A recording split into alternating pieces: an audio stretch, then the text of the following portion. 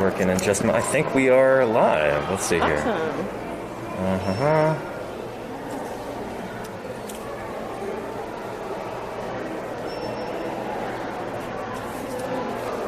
Okay.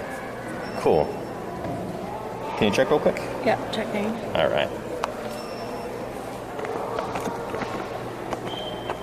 Yep, we're live, All right, excellent. Hello, everybody, and welcome to another episode of Paleontologizing. My name's Danny Anduza. I'm a dinosaur paleontologist here at the Los Angeles Museum of Natural History, formerly known as the Los Angeles County Museum of Natural History. And I have with me today, laurdee. Hi, I'm laurdee. I'm from Cooking with Laurdee. Usually I'm doing cooking content, but I've been on this awesome road trip with Danny, and we're here in the museum. It's going to be great. Yeah, we've been going all over the American West for the past few weeks. I've been up for like a month, actually, visiting different museums and field sites and all kinds of cool fossil stuff and sharing it with you. So I'm really excited about today. Should we go ahead and get us started? Let's do it. All right, awesome. Oh, also, we're not going to be as involved with chat today just because, I don't know, we're kind of in closer quarters here and, I don't know, just try not to be obnoxious about that. I also took the microphone off the camera, too. So apologies if the audio is any different. But, the, onboard mic is pretty good for this camera. Yeah. We got a sub from Cyborg Chop. Hey, Cyborg Chop, thank you so much for that. Really appreciate it. Yeah, that's it. No chats. Awesome. Okay. Well, cool. Let's make sure the camera's still working. Let's see. Yep, looks good. Yep, let's start checking out the displays. Right here in the main foyer, we've got this Triceratops and Tyrannosaurus.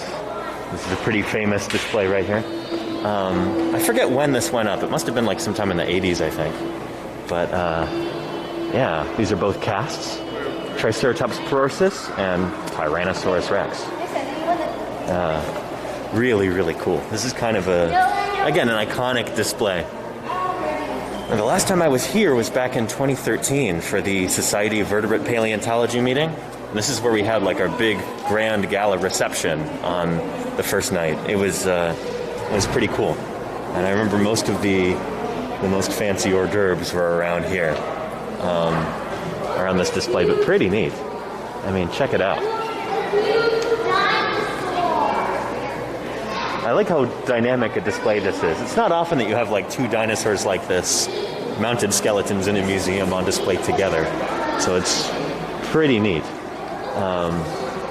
I think one of the things that we're going to see again and again in this museum is just how well they use lighting here. It's going to be really, really cool. And, also just the quality of the signage and everything. This is a museum that's kind of built for field trips. And you imagine how many millions of people come through here every year. This is the big natural history museum for the whole Los Angeles area, really for all of Southern California. And honestly, Northern California, too. We don't really have a dinosaur museum any further north than this in the state, which is kind of nuts. But, yeah. Pretty cool. I particularly love the way that the light kind of plays on these. You've got that lovely orange there. Pretty cool. I think without further ado, let's go ahead and go on into the dinosaur hall. Let's check that out.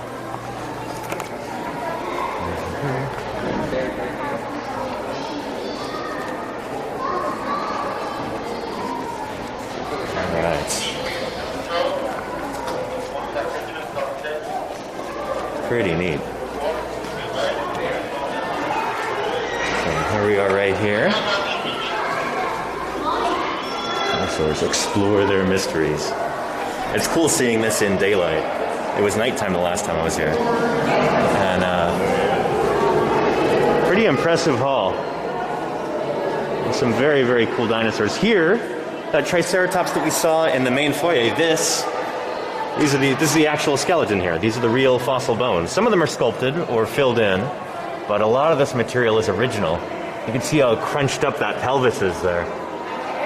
And look at the beautiful metalwork holding that all together. Really, really cool. One of my favorite parts about this skeletal mount is just the gracefulness of the tail there. It's got this really nice swoop going across. Very, very cool. And look at those beautiful ischia, those hip bones, kind of forming that nice U shape right there. You don't often see this in skeletal mounts of Triceratops, so it's really cool.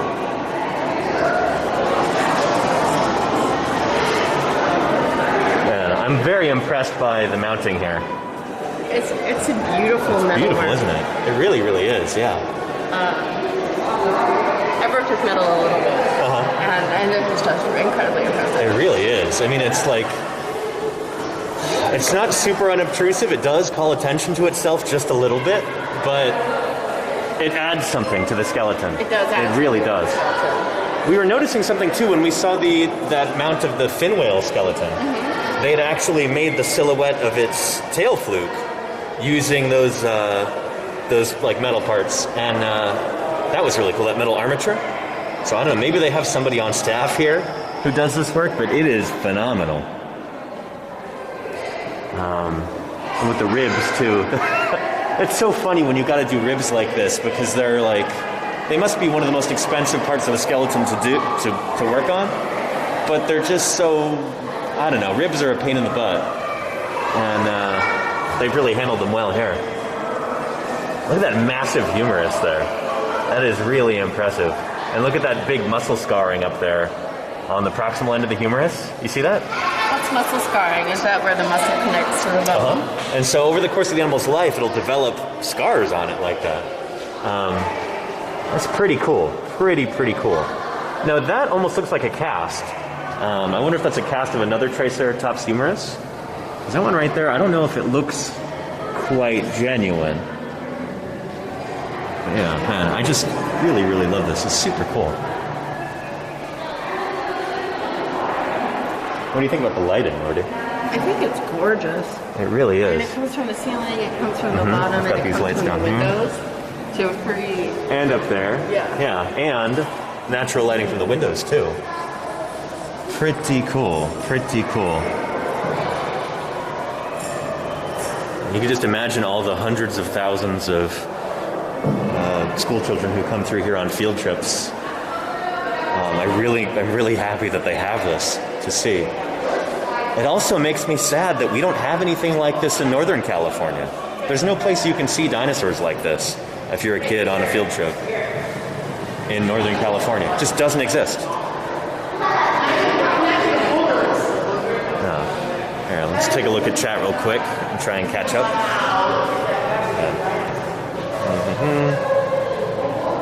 Let's see. Yeah.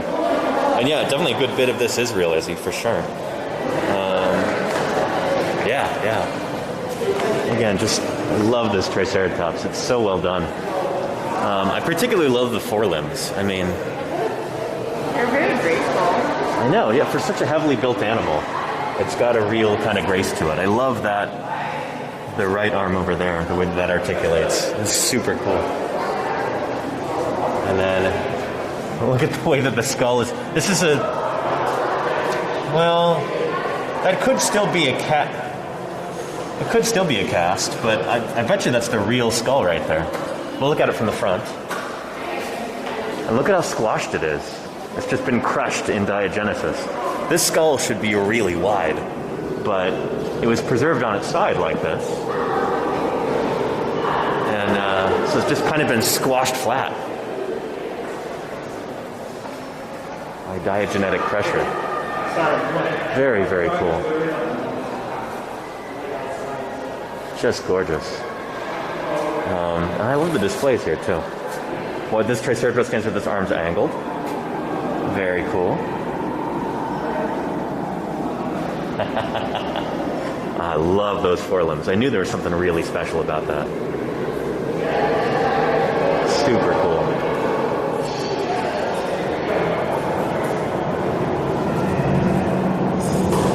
Wow, really neat.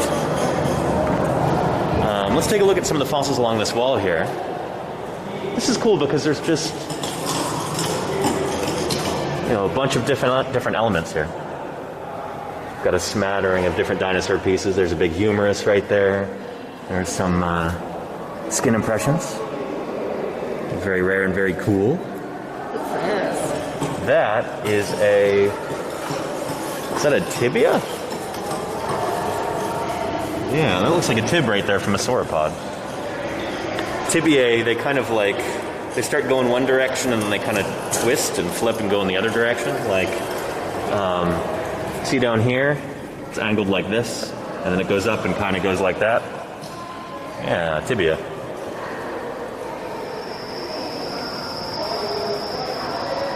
Eggs and nests, very cool. I wonder if Luis Chiappe is still here at the museum. He's a big dinosaur eggs guy. I think he is. Cool big track. I know, look at that big tridactyl dinosaur footprint. Probably from a big ornithopod. Maybe a hadrosaur or an iguanodont. Big old rib right there. This is really neat. Again, the signage is not super dense or anything. You go to a lot of other museums and there might be a little plaque for every single one of these. But here, there's an actual interactive display. Okay. Number right there. Very cool. Looks like a fibula right there. Super cool. Wow. This is really fun. Isn't that neat? There. Very cool. Very, very cool. This is fun. Yeah. Really cool. Really cool stuff. Neat stuff. Very cool. This must have... They must have had a big budget for this. Oh, yeah. But it works well. This is like the first museum touchscreen that I've seen that actually works as intended. Yeah. It's pretty neat. Yeah. I wonder whether this exhibit was together. So I knew it was finished before 2013. I think it was like 2011 that they finished it, something like that. I don't know. I could be wrong. All I know is that when I visited here in about 2007, I think it wasn't completed yet. I was very disappointed. But yeah. This is pretty cool, from dinosaur to fossil. We've talked about this a lot over the course of this trip so far, visiting all these different museums. Yeah, let's continue on a little bit. Check out this Mimisaurus up here. Big old sauropod dinosaur. I was trying to figure out what it was. It's clearly not a diplodocid. And it didn't quite look robust enough to be a titanosaur, but I thought maybe it's a titanosaur. Turns out it's Mimisaurus, which you don't often see in museums in the West. So it's pretty cool. This is pretty special. They've got that here. I wonder how they got a hold of it, because Mimisaurus is from China. This is obviously is a cast right here.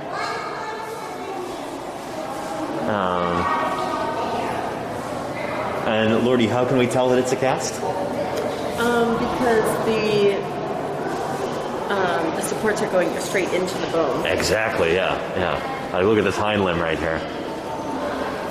Right, that metal rod right into the tibia there. And with this one, look, the ribs are just held together. Almost reminds me of like the construction of a barrel. Like a wooden barrel where it's got those metal rings. That's kind of like that right there, across those slats. So would this be taken from like real fossils, cast from real fossils, Yeah. and then fill in the blanks? Exactly, yeah. That's pretty much how all mounted dinosaur skeletons are if they're casts. Okay. Hardly any dinosaurs, none of them that are big are complete. Right. You'll always have pieces missing. But yeah, see how some of these bones look really kind of scrungy? Like, look at that femur right there. There's a lot of detail on it. Some of them are conspicuously smooth, and those are usually the ones that are sculpted. Like the ribs right here are mostly going to be sculpted right there. Unless you see scrungy areas, then those are based on real material. Really cool. Very cool. Yeah, let me check on chat again real quick. On formal occasions, he's called Brontosaurus. Big fella. Let's see here. 70 feet long. Tips the scales at a substantial 35. Anyway. Pretty awesome. And this is cool, yeah.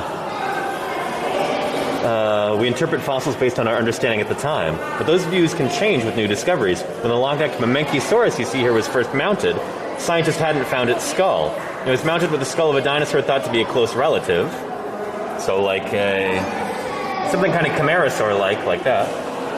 Later research indicated these weren't so closely related. when Mimisaurus skulls were found, we changed them out. Now it's got a very, like, kind of Diplodocus-looking skull. Right here. Now, Mimisaurus is from a group that's a bit older than Diplodocus or the Diplodocids.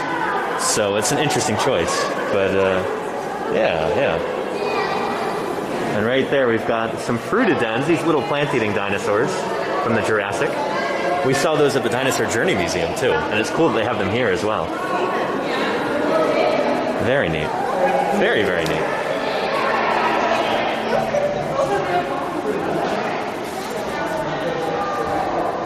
And over here, we've got Thescelosaurus.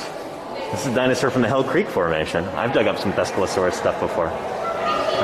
This is not a particularly big Thescelosaurus. They get about twice as big as this. But yeah, pretty neat. Take a look at that. And look at that skull. A lot of Thescelosaurus skulls that you see in museums are incorrect. This one's got the proper, nice, slender skull like that. It kind of reminds me of the skull of Eryctodromius, the burrowing dinosaur. So it makes you wonder if these guys were also burrowers. Yeah, pretty cool, pretty cool. Over here, we've got some dinosaur skulls. Lambeosaurus and Tyrannosaurus over here. Check that out.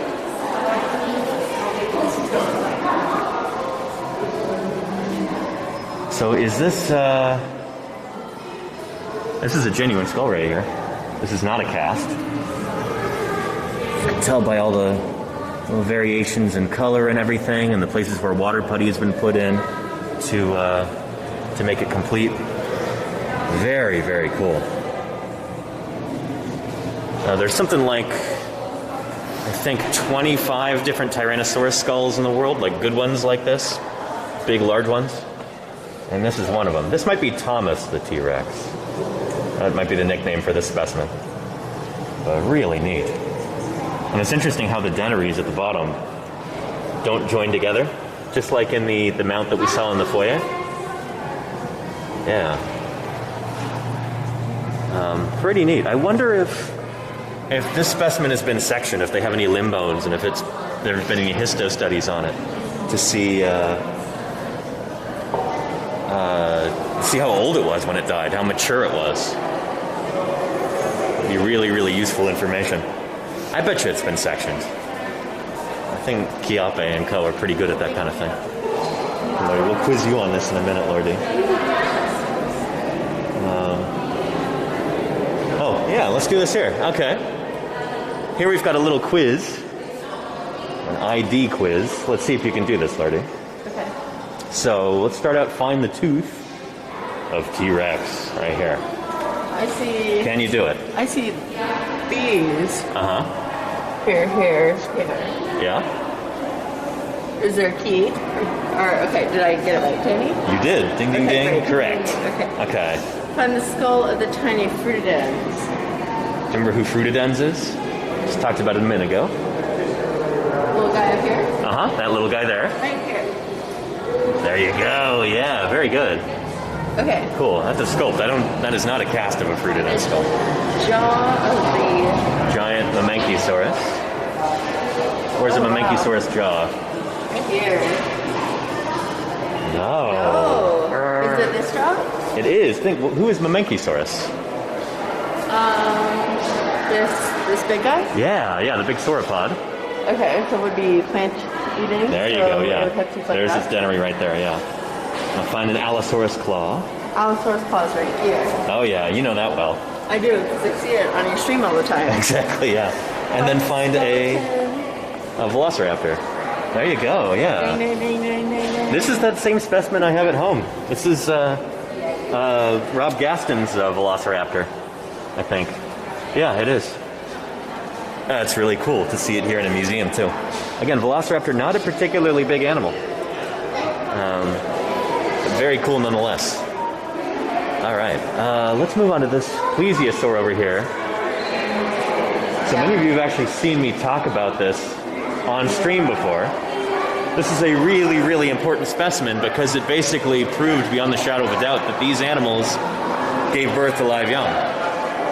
Right here, so there's the skull right there, there's the neck going up, rib cage, and right here, all these little bones there are from an embryo, a fetus. These animals did not lay eggs, as this specimen shows. They gave birth to live young, which is really cool. They're an aquatic reptile that gave birth to live young. So they could fully devote themselves to life in the sea. They didn't have to have adaptations in order to support their weight on land. If they go up on the shore to lay eggs like turtles, they didn't do that. They could basically just completely devote all of their skeletons, all their morphology, to like a fully aquatic existence. You know, because think about animals that move up, like animals that live in the sea that end up on the beach, like whales. Whales cannot support their own body weight on land. They can't move around on land. They can't do it. These guys were the same. But if you don't have to go on land anymore, you can develop all kinds of really cool, you know, morphologies and adaptations and stuff for like living in the water full time. You don't have to compromise in the same way that things like turtles do. So it's just further proof that, you know, plesiosaurs like this are really amazing animals. Super cool. This is LACM specimen 129639 from Kansas. Yeah, pretty cool. Here's a diagram here. Kind of yellowish bones there are the ones that are from the embryo, and all the rest are from the mother. So check that out. There we go. There are the embryonic bones right there. This is a big deal because when I was a kid, you know, in like every kid's dinosaur book, it seems you'd have a picture of a plesiosaur mother coming up onto the beach to lay her eggs, and there were always like, you know, predatory dinosaurs going after her and tearing her apart. Turns out they didn't do that. She wouldn't have had to worry about that at all. We've got a mosasaur here. These are the actual bones. Super cool. Giant seagoing lizard. Now these have been kind of a common theme on this trip, haven't they, Laurdee? Yeah. We've seen a lot of mosasaurs. So mosasaurs only show up in the Cretaceous period, as far as I know. And they kind of take over for the ichthyosaurs. There's the skull right there. And those big old conical teeth used for puncturing and gripping their prey. There's the eye socket.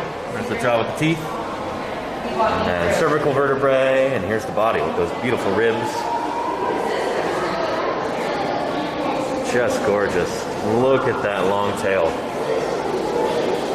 Lovely. What a cool creature. And here's a lovely painting of what the animal might look like in life. That's a key to its skeleton there. Wow. Oh, and remains of the last meal inside its gut indicate that Mesosaur preyed on fish. I didn't see that. Let's take a look. Right up here.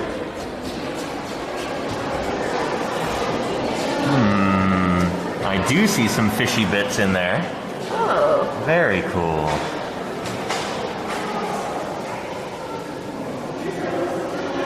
Very, very neat. Wow. Super awesome. That is really cool. Do we have any questions or anything? No. No? All right. People are enjoying it? Yeah. Awesome.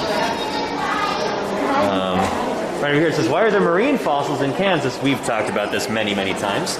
There used to be a shallow tropical sea there. The Western Interior Seaway. And here's some of those amazing fossils from this area, including some beautiful ammonites. I love this one there. There's a wonderful cross-section of an ammonite. Just gorgeous. This one shows you the suture patterns on there. Look at all those delicate little lines. Very, very neat. And then here, this must be Plesiosaurus again. That same ammonite we've been seeing at all these museums with that beautiful mother-of-pearl material on it. Now, ammonites, being invertebrates, they are actually legal to collect on federal land if you want to go out and find an ammonite. If you find a really good one, you should, of course, take good notes and donate it to a museum. But if you ever want an ammonite fossil, you, of course, check into these things before you actually go out there. But they can be legal to collect here in the States, even on public land. Lovely turtle right there. Now let's move on to the next hall.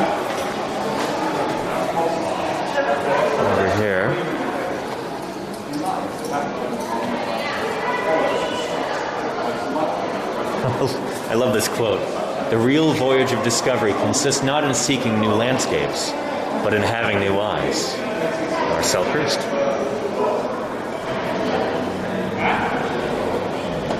Man, check this out. Oh, this is cool. This is a very small-headed Camptosaurus. Remember the first time I saw this, I thought, what is that? There's something real interesting going on with Camptosaurus and the other ornithopods during the Jurassic. I wonder if this skull is actually associated with this skeleton, or if that's a reconstruction or what, because it's so tiny compared to the rest of the body. This reminds me of like a stegosaur that's missing its plates. But it's got those same hands that I've got a cast of back in my office. I remember there used to be a really dramatic display here at LACM that had an Allosaurus going after a Camptosaurus. The Camptosaurus is kind of like turning around going, ooh? Allosaurus is coming after it. And that Camptosaurus used to have a big kind of iguanodon type skull on it. I bet you this is the same exact specimen, just remounted, and they put a different skull on it. I would love to know the full story there. That's interesting. And up here, of course, we have Carnotaurus. So this is an Abelosaur from, I think, the early Cretaceous of Argentina. There's only one known specimen of Carnotaurus, as far as I know. There's only ever been one skeleton dug up. And this is a cast of it right here. The original is probably in Buenos Aires, back in Argentina. But yeah, gorgeous, gorgeous. What's that? Wanting to get a good look at the mural on the wall. I think this one. Okay, yeah, we can do that too. And look at that super long tail. And the thing that I find maybe most marvelous about the skeleton is the hind legs. And compare them to the forelegs. There's the arms right there. Super, super tiny. These super long hind limbs. And look how long that tibia and fibula are. This is probably a pursuit predator. This is probably a really fast-running animal. And it's got that kind of bulldog snout on it. Really heavily reinforced skull.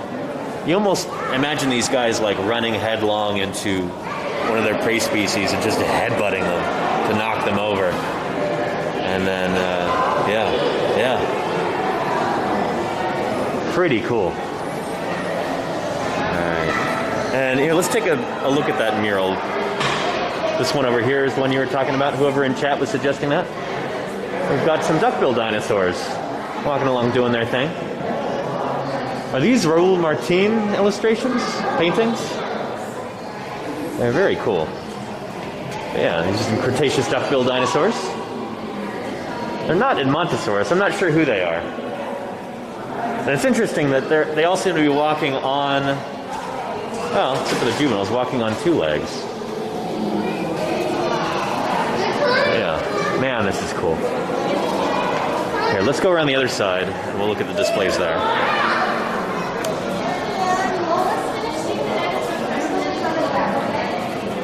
You have a good time? Yeah. All right. Very cool. This is, we compare ancient trackways to dinosaur feet. This is why we can identify which animals left mysterious footprints long ago. Now, it is a little bit more inexact than that, but it's pretty cool. Some like very basic introductory level stuff. I'd say this is aimed at like maybe a 4th or 5th grade level. I wonder how much of this museum was created with like local science curricula in mind. Like if this is actually part of the curriculum, you know, in Southern California for school kids. Like if this is aimed at a particular age level or grade level. Super cool. Look at how thick the pedal digits are on the hadrosaur there. Just really, really chunky. Into this big kind of hoof-shaped unguals there, the claws. And we get into like Thescelosaurus. That's a big Thescelosaur, wow. Still kind of hoof-shaped, but pointier. Oh, and these actually correspond to the footprints. Pretty neat, yeah. That's our ornithopod footprint next to some ornithopod feet. There's a sauropod hind foot, a big long-necked dinosaur with the pedal digits and unguals there. So Camarasaurus, that's her foot right there. And then Brontopodus, that's actually the name for this particular footprint. This is what we call an ichnotaxon, like something named based on just the footprint. Got some theropods here. And it's cool, we've got a Tyrannosaur and an Ornithomimosaur. Both of them have that pinched metatarsal condition I was telling you about. The arctometatarsalia condition. The metatarsals get pinched together like that to form kind of a single shock-absorbing mass. With this one, they're almost kind of pulled apart at the top. You could squish them further together. And that's how it would be in life.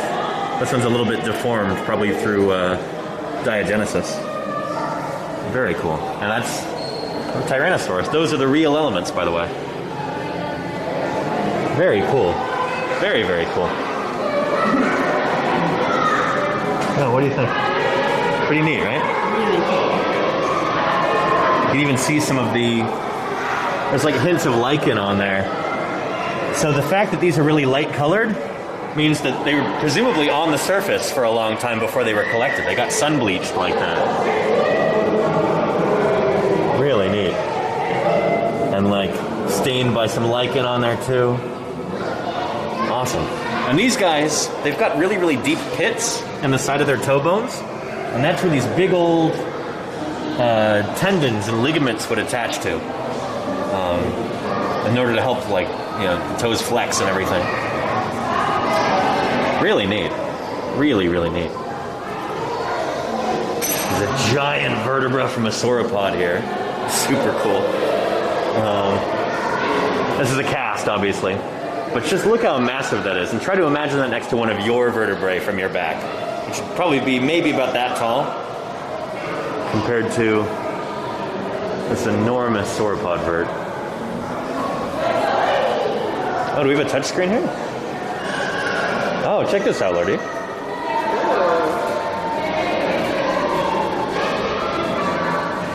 Ah. Oh, what do you think? This is like a quiz for you.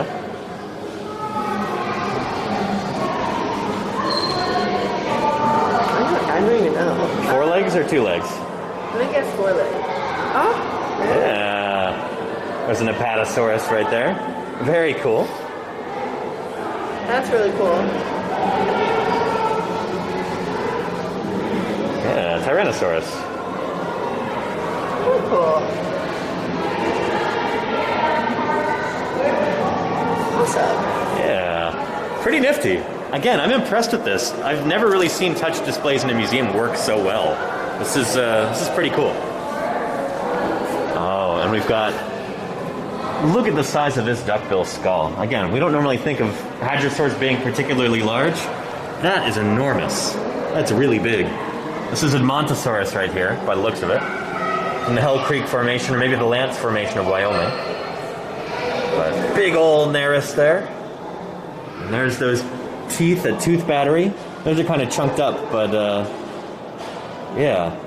You've got all of these teeth. They basically form like a single grinding pavement.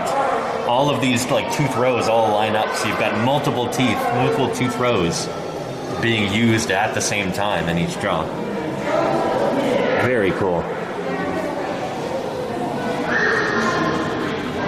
And you've got the Ramphotheca right here. This is, it almost looks like there's some keratin preserved on it. We don't normally get this. See how it's kind of downturned like that? There's a chunk missing right here, but on the other side, gives you a good sense for what this bill would look like. Really cool. I know there are some paleontologists who say that we shouldn't call these duckbills because it's kind of a misnomer. They don't really have a duckbill per se. I think it'd be a useful term just for communicating to the general public what these animals look like and what we're talking about, but you can also correct it and say that, yeah, it's a lot different from a duck's bill. That is really neat. And there's those beautiful teeth right there and a hadrosaur lower jaw. You can see them emerging from the jaw. So this is like from the lingual side, as if you're in the animal's mouth looking out. Right there. Really cool. Really, really cool. There's a Triceratops snout. This looks like Triceratops prorsus, most likely, based on the shape of that partial nose horn. And see how it's been filled in? All those dark cracks in there were cracks in the bone. That part was probably exposed to the surface, and they've been filled in with water putty. Seems like they tend to use a darker color water putty here at this museum.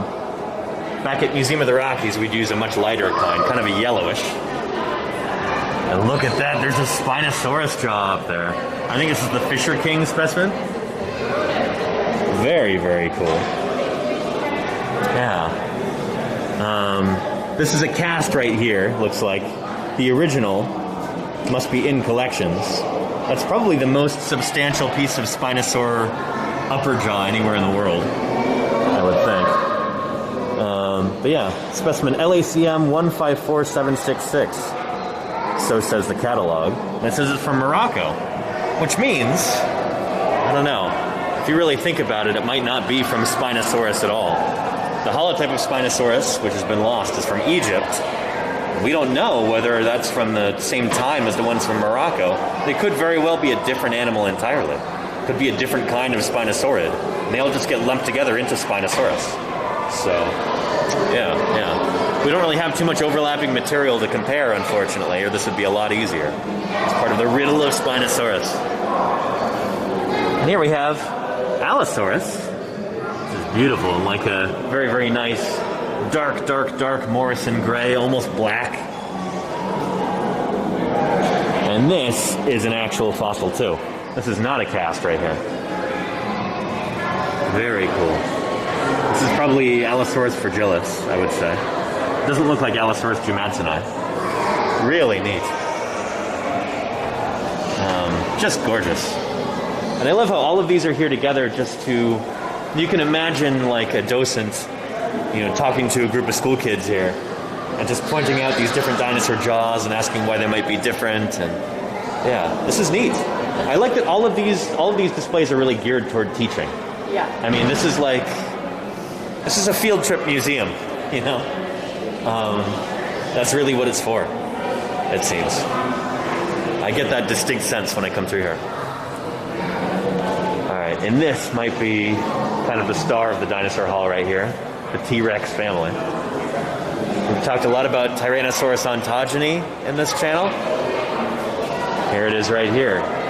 I would say in the flesh, but there's no flesh to speak of. It's just bones. Really neat. If I'm not mistaken, this is the specimen known as the Jordan therapod. Those are the actual bones right there. At the time that this was found, back in like the 60s or 70s, I want to say, this was the most complete juvenile Tyrannosaurus specimen found anywhere in the world. I say anywhere in the world, but they're only from North America. So. But yeah, it's named after Jordan, Montana. It's the area where I used to do a ton of field work. Lots of Hell Creek exposures there. And there were a lot of people who were like, oh, the Jordan therapod.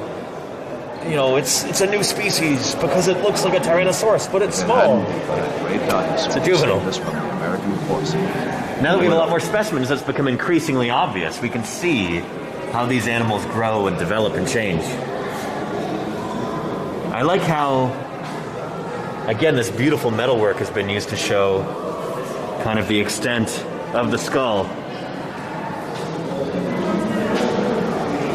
Even though most of it is missing, this just shows you at a glance the pieces that they actually have. These are beautiful displays. This is really wonderful. You don't usually see this kind of a thing in a museum. Usually they'll just fill in all the gaps with with plaster or water putty or pieces cast from other Tyrannosaur skulls. So this is really something special. Yeah. Really, really cool. I love this. And it's so well lit. I mean, this is top-notch stuff. I'm deeply impressed. This is very cool. have a few things from chat. Yeah, okay. Looky Lou sub for their 12 months. Thank you, Looky Lou. Really appreciate that. Yeah, 1 year. Holy cow. Timber says that there's a lab up that you can see from upstairs. So we have to go see. Yeah, we'll go see the viewing lab. And then somebody asked, would you consider yourself a lumper or splitter in terms of cladistic and phylogenics? That's funny because nobody wants to be either. There's an apology for generalization. Yeah. I don't know. I think the people who are splitters would definitely call me a lumper in that regard. I think a lot of dinosaurs are massively oversplit, especially Tyrannosaurids. Tyrannosaur phylogeny is all screwed up because a lot of people don't recognize the juvenile specimens from Mongolia as being juveniles, like things like Electrosaurus and Allosaurus. Those are juvenile Tarbosaurus. Like, I don't know. I could be wrong about that. Time will tell, but yeah. Anytime that you're taking juvenile animals and you're coding them as adults and putting them into a phylogeny, you're going to screw up the whole tree. They're going to come out super basal, and we see that again and again with different dinosaurs. So yeah. It's funny that you say that when we're in front of the Tyrannosaurs. This is lovely. This would be like, a large juvenile or maybe a subadult. Tomato, potato. Call it whatever you like. This is based on that middle specimen in there. A real dinosaur? This one is based on the Jordan therapod. Very cool. So this is maybe a couple years older than the juvenile Tyrannosaurus skeleton mount that I have in my office. It's about twice as long. Very cool. I'll just stand here to kind of give you a sense of scale. Really neat. And then here is an adult. Right there. Very cool. And I think this is based on a specimen that they have here at the museum. This is not another span or something. This specimen, nicknamed Thomas, is one of the most complete T-Rex skeletons found so far. It was around 17 years old when it died, which means it wasn't yet fully grown. LACM 150167 is the specimen number. And this actually shows you how much of it is original, how much of it is the cast. That is really nifty. I like that. These are such well-designed displays. Very, very thoughtful, very clean, not cluttered at all. Let's protect our And you can look at just one part of the sign and come away with some information. Right. Exactly. Yeah. You don't have to read the whole thing. Yeah.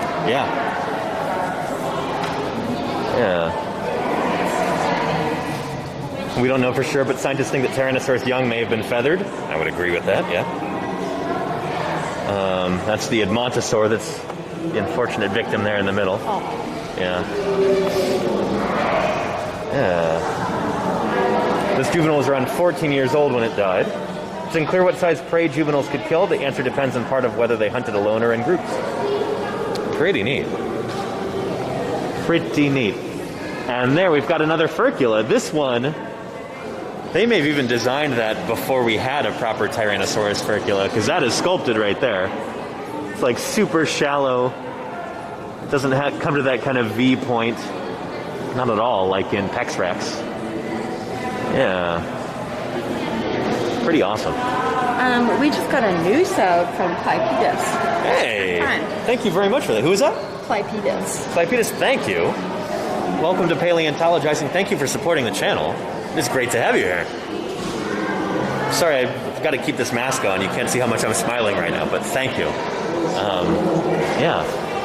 Man, this is cool.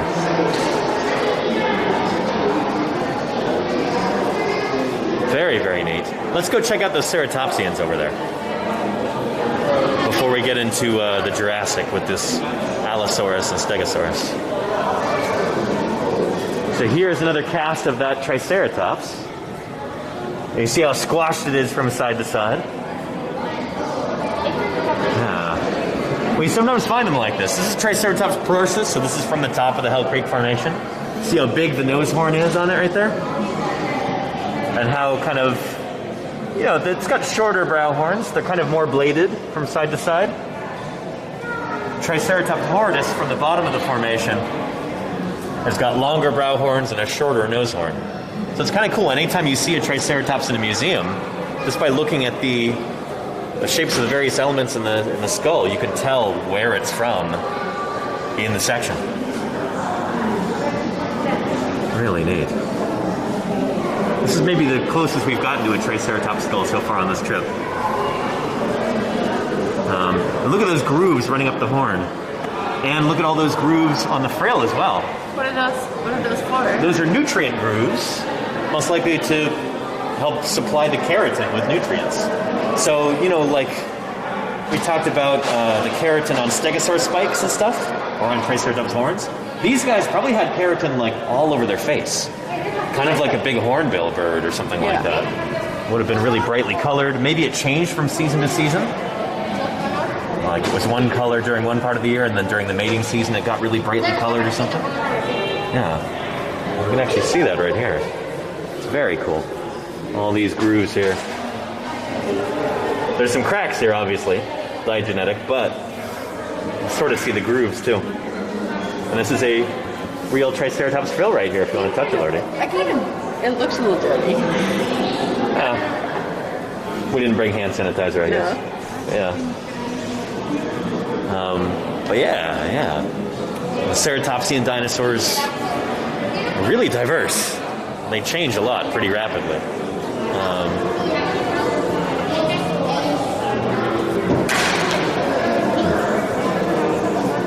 We've got Triceratops, Styracosaurus, and Iosaurus over there. That's a different Iosaurus specimen from the ones that we normally see in museums. I wonder which specimen this is a cast of here. Oh, is this original? No, couldn't be. That's got to be a cast. No, it's definitely a cast. But it's got a specimen number on it. LACM 154904. This has been called like the can opener dinosaur. It's got that pre-curved horn on it. There's the Styracosaurus right there. Very cool. Super neat. Really awesome to see.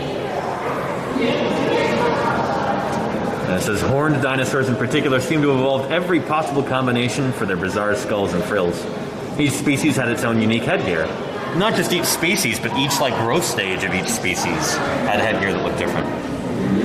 Horns and frills may have protected these dinosaurs from predators. Okay. Because their distinctive headgear did not develop until the dinosaurs reached adulthood, it seems likely they were used in mating displays and competition. And probably just for species recognition, too. When you've got multiple of these dinosaurs, like multiple species living in the same environment, Dinosaurs you want to make sure that, like, long time ago, when the time comes to reproduce, don't you know? you're hanging out with members of your own species, you know? So it may be that we, like, sympatric species here evolved different headgear for species recognition. And then over here, look at this beautiful display. This is so cool. We've got an Allosaurus, likely the same Allosaurus that used to be bothering that Camptosaurus, going after a Stegosaurus here. That is beautiful. There's something kind of old-fashioned about this Stegosaurus. Its head is still being held in kind of a droopy position like that. At least the tail is nice and held aloft. Quarter of a billion years ago, most likely.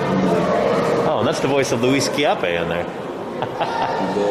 It's a paleontologist here at LACM. He might actually be... He might be busy this week. Pretty sure friend and colleague Nate Carroll is defending his thesis here. Maybe this week. I know it was sometime in August. He's going to be graduating with his PhD very soon. This is Nate from the Carter County Museum in Ekalaka, Montana. So Nate might even be in town now. There's like a non-zero chance we'd run into him on this visit. Yeah, check that out. I love the way that these displays are put together because they're not behind glass or anything. They're not behind a railing. They're like just far away that nobody can touch them. But it still feels very accessible, you know? This doesn't feel like a museum where everything is like partitioned off behind glass. It's just right here for you to be able to see. You feel like these animals could just kind of jump off of the podium and run through the hall. I assume that's what they do in the evenings. Yeah? After closing. I think they had a movie about that, right? Javasaurus asks, is it a public defense? It's of the thesis? Yeah. I think it's going to be semi-public, yeah. Well, I don't know. Maybe during COVID it's not. I'm not sure. That might change things. But yeah. Beautiful. Beautiful displays here. This is just gorgeous. Oh, and the Allosaurus is missing the furcula there. It doesn't have the little wishbone like we saw at the museum in Salt Lake. Yeah, very cool. What do you think? Pretty neat, right? Yeah, really cool. Yeah. And I love the Stegosaurus here, too. You can see there's bits of... That's a real plate up there. That's been kind of filled in with cast material. That might be one of the few parts of the Stegosaurus that's... Well, I don't know. It's a different color, but that might be because it was lying exposed on the surface. I see another one toward the end of the tail over there. I have a question here. Dark Raven. I remember someone sharing a stratigraphic chart of Triceratops and the other ceratops. And it mentioned two TSP. One before Horridus and one between it and T. Prorsus, yeah. Yeah. It makes me think T.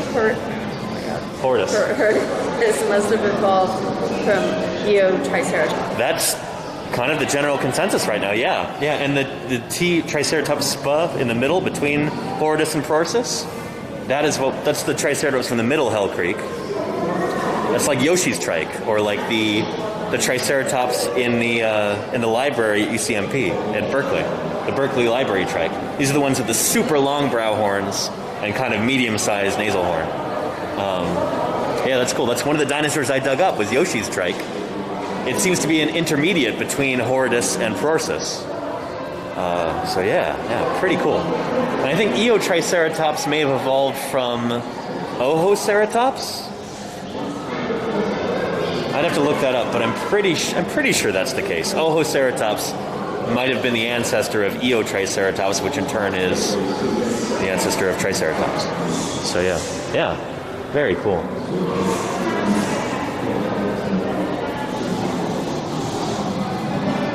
It's interesting that they talk about the KPG extinction right here by these Jurassic dinosaurs. These guys lived about 145 to 150 million years ago, so it's like a full 90 million years almost before the asteroid strike. Yeah. It's interesting how, for Allosaurus, that humerus looks really small. Look at that upper arm bone. That's like smaller than my humerus.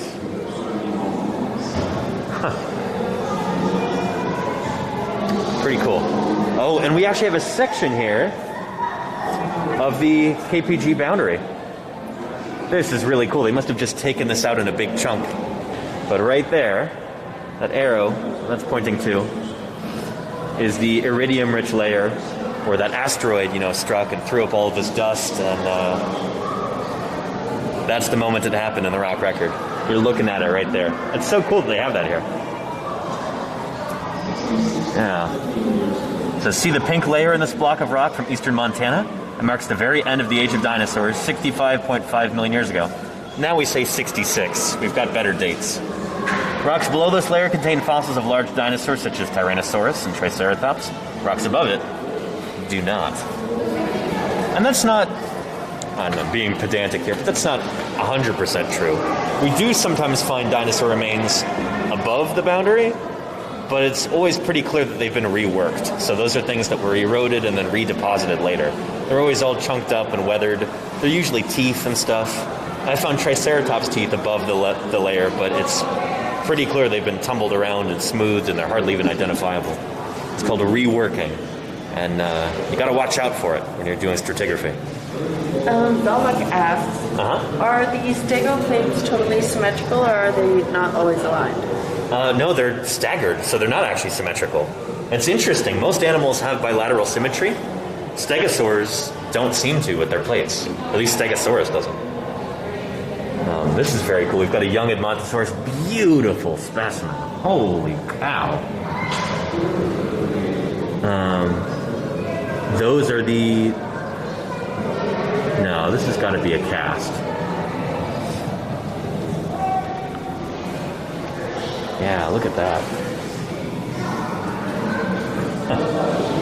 That's so cool to see. And like, this would be a really big animal by today's standards. But this is just a juvenile Edmontosaurus. Like, not even a big dinosaur by the standards of the time.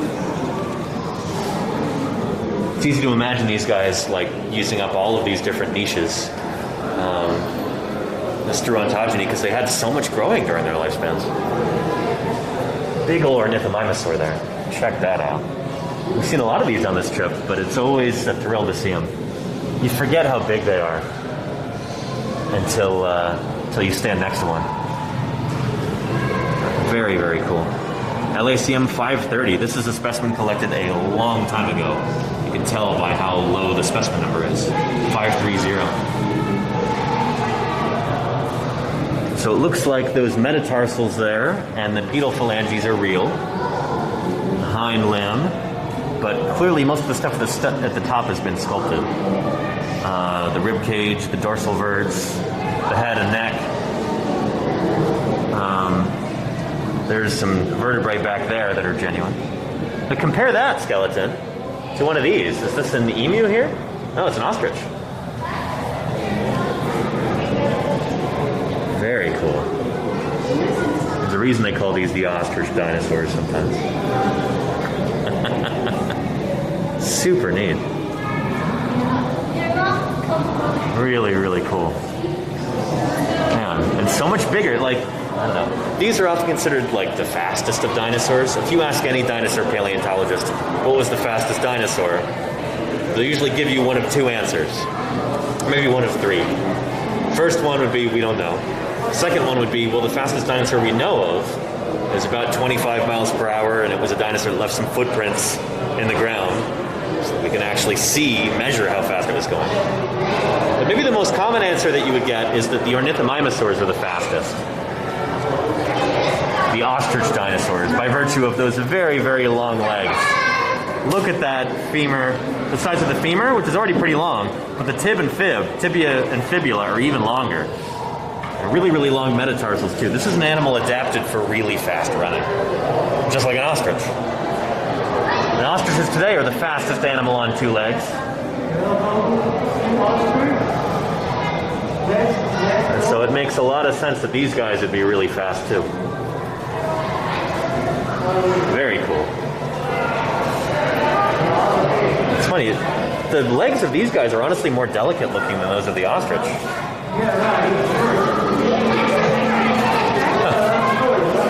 And over here, Coelophysis.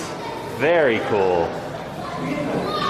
We've seen a few Coelophysis on this trip so far, laurdee, but this is some actual fossils of Coelophysis and a big old jacket there. Really neat.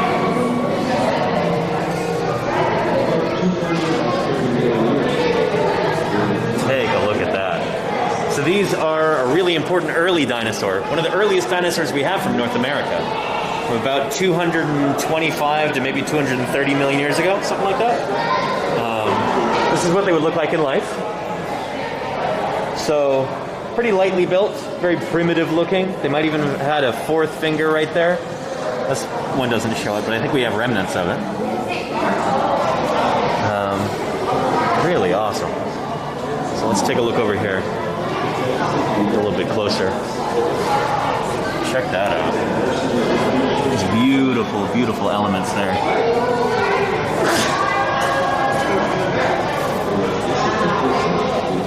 Just gorgeous. Now, I've worked with some fossils from the Chinle Formation at Berkeley, from this same geologic formation. And they tend to be really kind of scrungy, chunked up. The matrix is this relatively easy to work, like, you know, reddish stuff like this.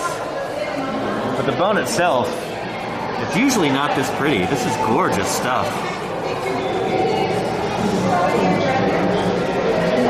Really awesome.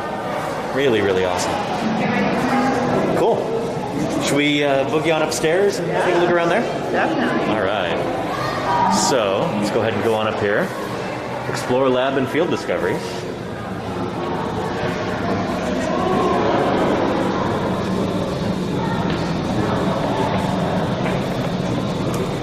So much quieter up here.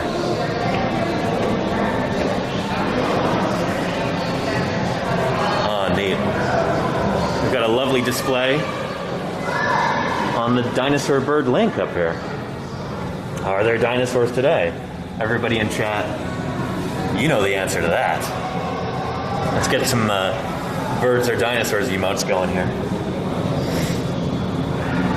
Lovely pelican skeleton, little Archaeopteryx skeletal model, and then one of everybody's favorites, Velociraptor right here. This is actual size for this animal.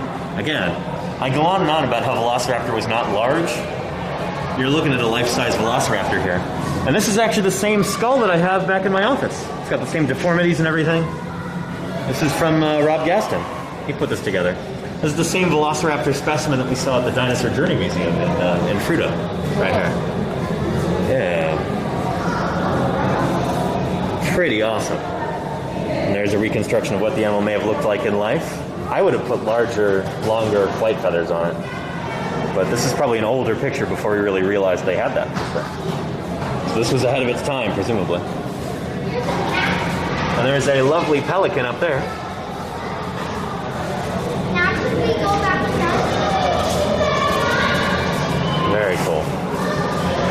And I like how this is designed so that if you're coming into the museum from the main rotunda area, this is like a little introduction for you. Dinosaurs! And make sure it gives you a proper greeting no matter what direction you're coming from. It's good museum design. I like it.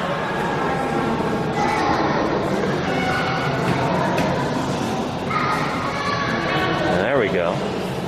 Oh, this is cool. I like this a lot. Decoding the jacket. So this is what a fossil jacket might look like in the field. In fact, this might be like before we put the bottom jacket part onto it. This is really neat that we actually get to see this.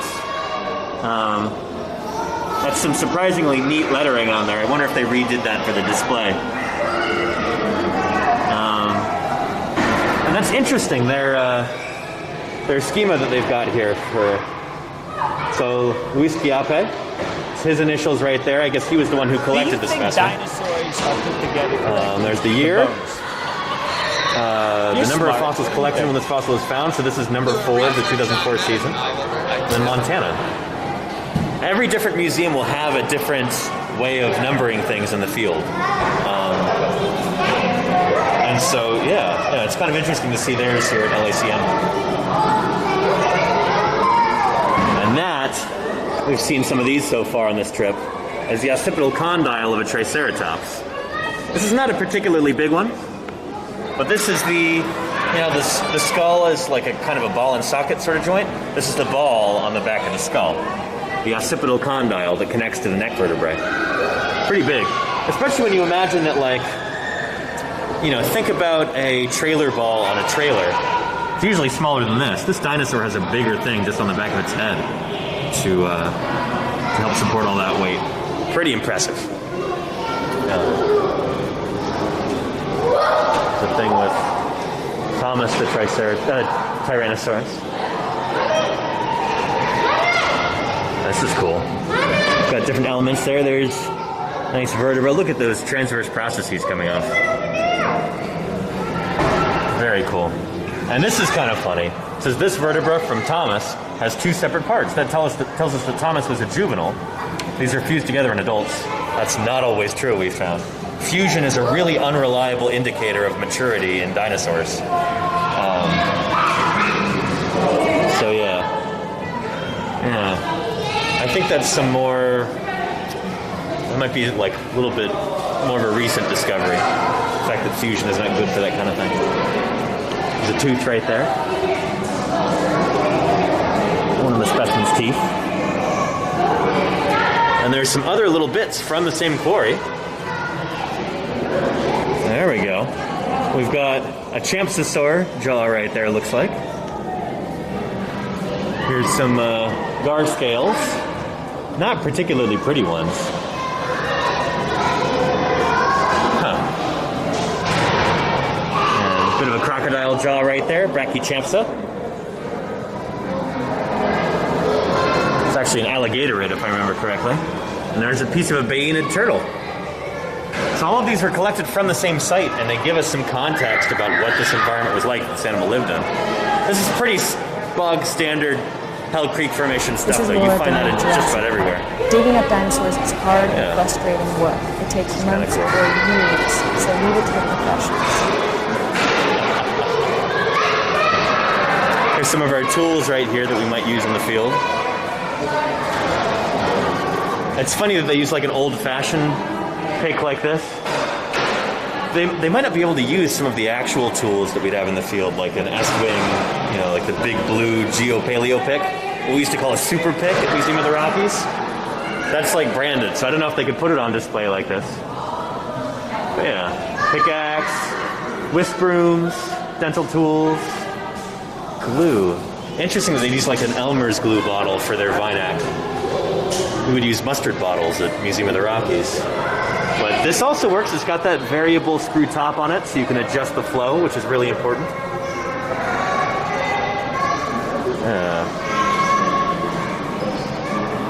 I like this right here. Toilet paper. This has multiple uses in the field. The most obvious use, of course, is as protective wrapping around fossils. Yeah, I would usually use paper towels rather than toilet paper for this kind of thing, but I don't know. It was just kind of our thing that we would do with Museum of the Rockies. And plaster bandages, these are cool. We only used these a few times. We actually got some of these from a volunteer who's a physician, and he would come out and do work with us sometimes, and he had these pre-wrapped bandages like this, where they've already got, you know, plaster kind of infused into the burlap there, into the cloth. And so all you got to do is just like open the package, put a little bit of water in there, and then it's ready to go. We would call these plaster grenades back in the day. Yeah, get kind of an instant bang. And one time I was visiting a military surplus store in Idaho Falls, and I found some of these, they were like World War II vintage, and they were in little grenade-shaped containers. And I bought some of them because they're like, it's like a real plaster grenade. But these are expensive. We don't normally use a lot of these because, well, I don't know, they cost a lot of money. Normally we just get a bunch of burlap and a bunch of plaster of Paris, and we do it that way. It's messier, but it scales a lot better. You can, I don't know, you can customize the size and shape of these plaster bandages, you know, use them to do anything. I suppose with this, you're kind of relegated to this size. Yeah.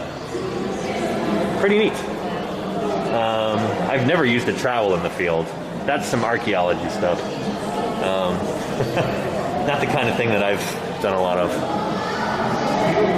Oh, and interesting, the Thomas Corey is from down here. I bet you that was near Ekalaka. I bet you Nate would have some cool stuff to say about that. But yeah. How are we doing with chat right now? Let me check.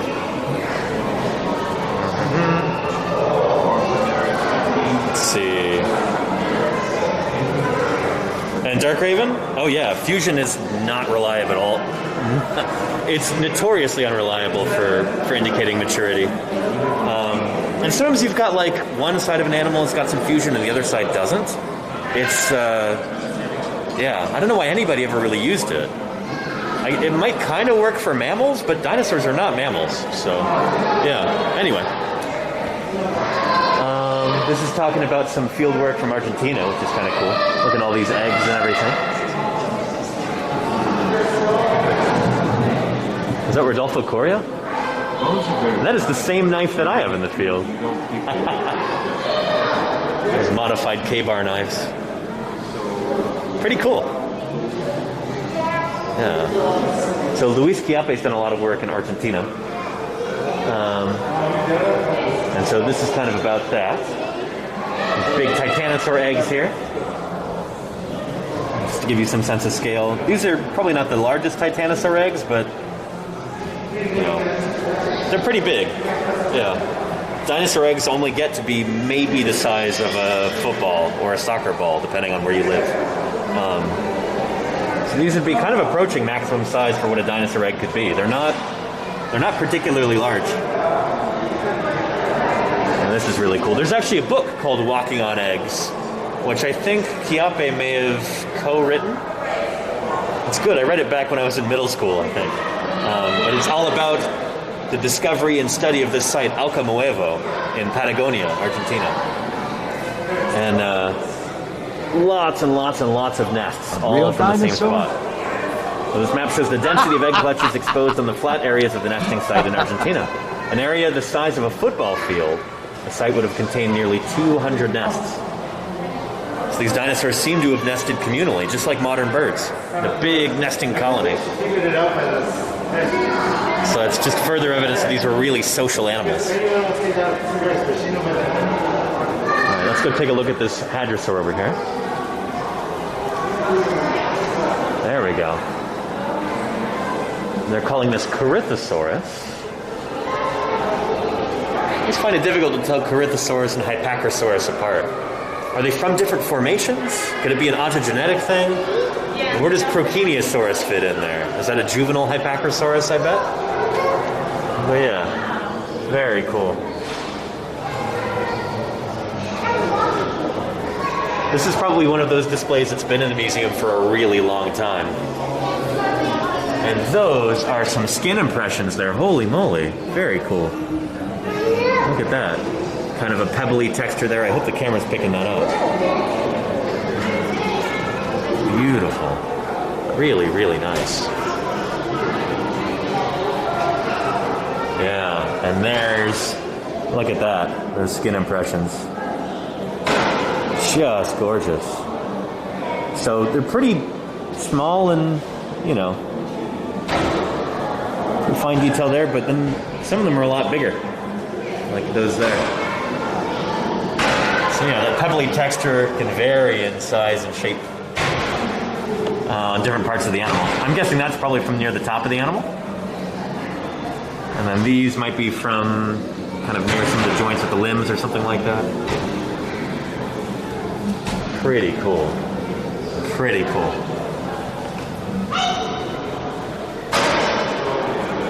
Look at that skull.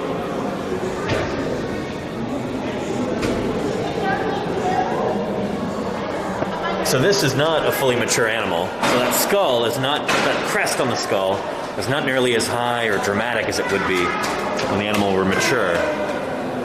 Pretty cool. Another example of dinosaur ontogeny. How much these animals changed as they grew and matured. And again, that crest would be hollow, just like the crest of Parasaurolophus. Probably used as like a resonating chamber. Really spectacular. Spared no expense. Pontius Pilate gifted Death Note Very, very 101 neat. a I'm going to sit down with Laurdee for a second and maybe catch up the chat. Tier 1 sub to Death Note 101. They have given 34 gift subs in the channel. Turn it? Yeah, sure.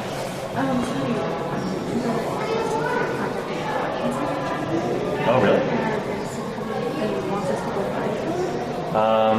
Okay. Yeah, So, I don't know if she'll be her name is- available. Yeah, her name is Maureen Cool. something. Let's see. Pontius Pirate, thank you for the gift sub. Really appreciate that. Yeah.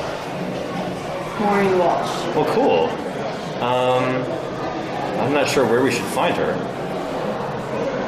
I'm messaging Timber about it right now. Okay, cool. But neat. Yeah.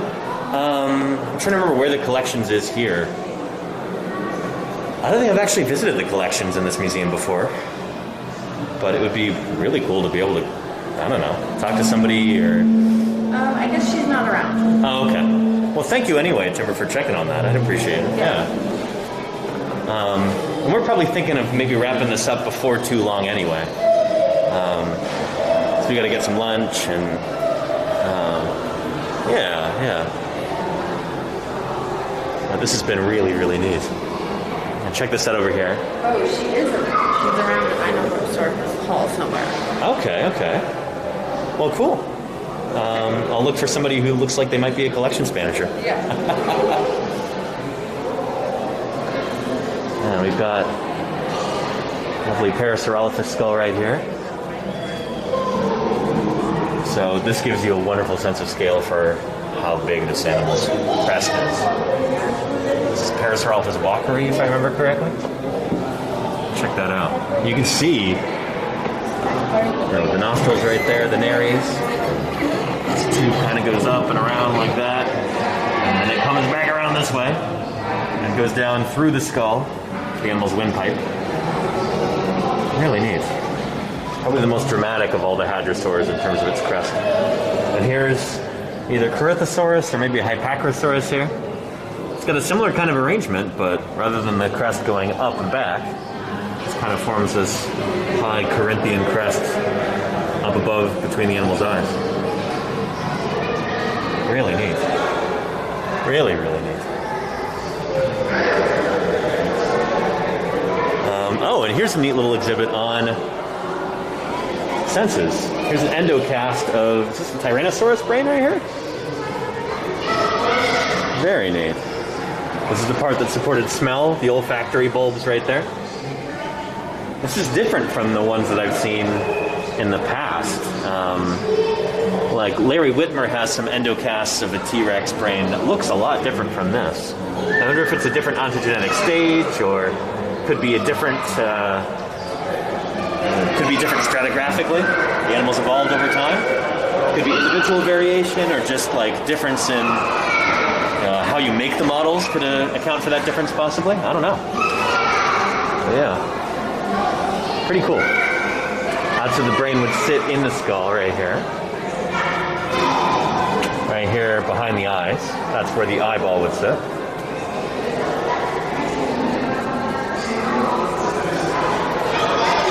And this is cool. This talks about histology right here. Bone tissue preserves clues about age. Very, very neat. The number of growth rings in a dinosaur bone can tell us how old the animal was when it died. The distance between the rings shows us how fast it grew at different times during its life. That's kind of cool. Yeah. Interested to look for her by the lab. By the lab. Okay. Not sure where that is, but we can find out. Yeah. Can you ask Timber where the lab is, actually? Yeah. I've never actually been to the... Okay. This is another thing we've talked a lot about on this channel, is dinosaur growth and how dinosaurs were really special in the sense that they grew to immense sizes, but they all started off very small because they hatched out of eggs. So, you know, we talked about elephants and how a baby elephant, when it's born, is very, very large. Elephants grow relatively slowly compared to dinosaurs, going from 6 pounds, just hatched out of the egg, to 12,000 pounds as an adult. So the T-Rex grew from babies weighing a few pounds into adults that may have weighed up to 6 tons, increasing in size 2,000 times. During a growth spurt in their mid-teens, they could put on up to 1,500 pounds per year. That's a lot. What would that be in kilograms? Kilogram is 2.2 pounds, I think. So anyway, it's like 700 kilos almost in 1 year. Imagine gaining that much weight in a year. And then compare that to us. We start off at 6 pounds, about the same size as a baby T-Rex, and get to, you know, you can plug your own weight in there. Yeah. Very cool. Very cool. And here's a lovely cross-section of a Tyrannosaurus femur. So this is how you actually determine the growth rate like this. You take a rock saw and you cut it like this, and then you make kind of a thin section there. You keep grinding it down, you put it on a microscope slide, and this is what results. And using this, looking at it with polarized light under a microscope, you can count the growth rings and determine, you know, within a reasonable amount of accuracy how old the animal was when it died. Pretty cool. Very, very neat. And this is what it looks like under polarized light under the microscope. Awesome. Very cool. All right, any luck? Okay.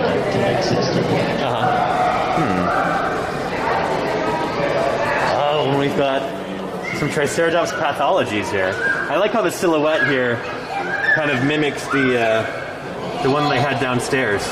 The tail kind of held aloft like that.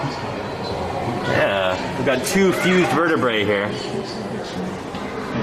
The vertebrae just fused together as the animal grew and matured.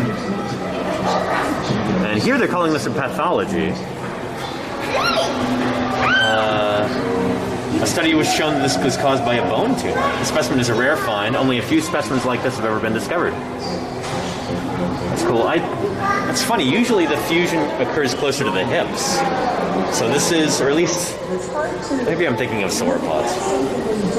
But anyway, that is pretty cool. You hear about fusion of vertebrae all the time. It's cool to actually see a specimen like this.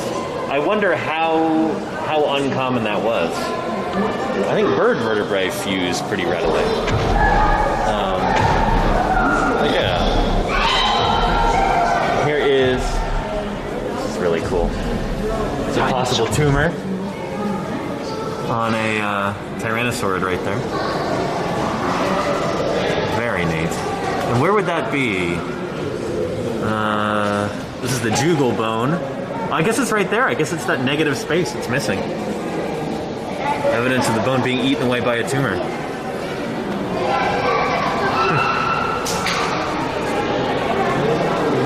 There we go. Oh yeah, this is a Tyrannosaurus jawbone with those pock marks there. Maybe one of the same ailments that modern birds would have. Very cool. What is it called again? It's not trichinosis. It's something similar to that phonetically. But yeah, pretty neat. I heard these interpreted as bite marks at one point, like these were just punctures from a Tyrannosaur jaw, but I think, being some sort of ailment like this, it's a much more likely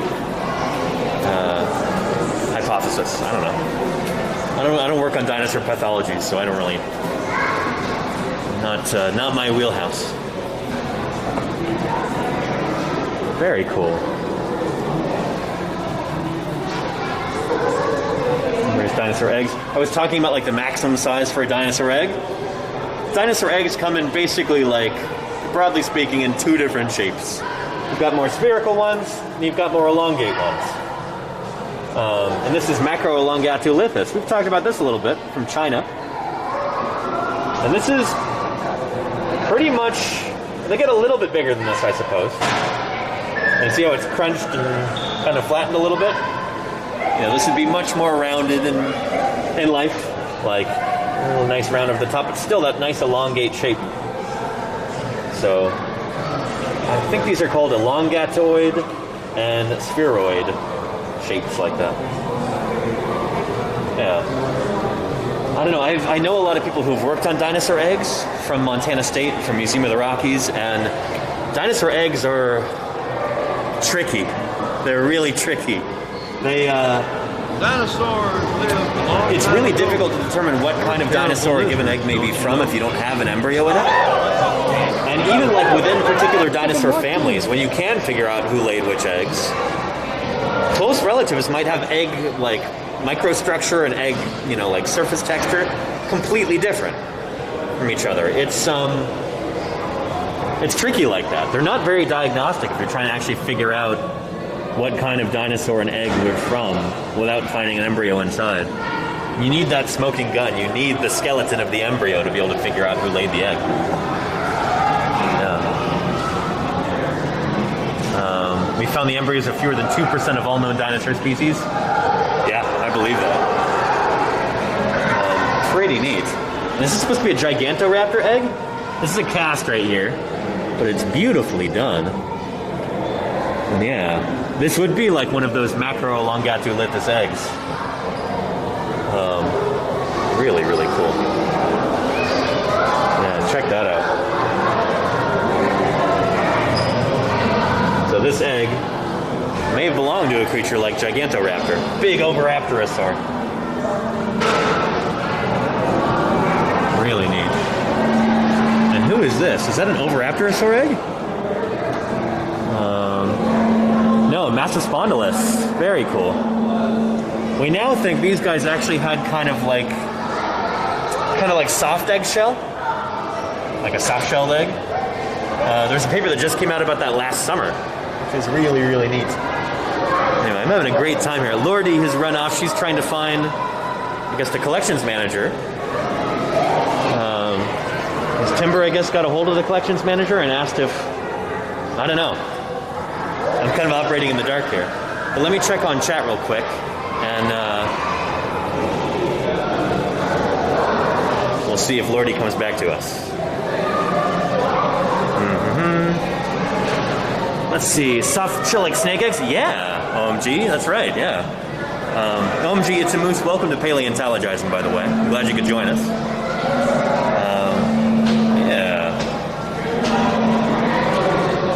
Let's see here. Oh, and OMG, it's a moose also asked, did dinosaurs have cloacas like birds? They did, yeah. Because crocodilians do, and birds do. Those are dinosaurs' closest living relatives. Birds evolved from dinosaurs. So, they have given 35 gift subs in the channel.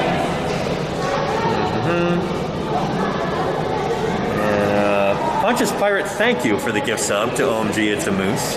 Really appreciate that, Pontius Pirate. That is wonderful. Thanks for your support. Hopefully Laurdee comes back in just a minute. Hopefully she hasn't gotten lost. But if anything, I would think the prep lab would be downstairs along with collections. These things are usually not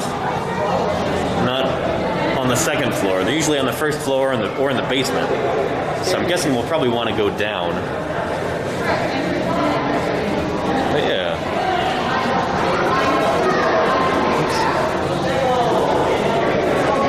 So I think we're just going to wait here for a minute with this really cool backdrop and just kind of enjoy this. Here comes Laurdee. All right. Very cool. Very, very cool. Hey there. You seem frustrated.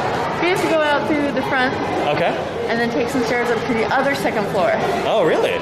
Yeah. Oh, okay. The lab is upstairs? It's upstairs. Interesting. Usually, every lab I've been in, it's been downstairs or in the basement. But yeah. It's not here. Okay. Thank you for figuring that out for us. Yeah.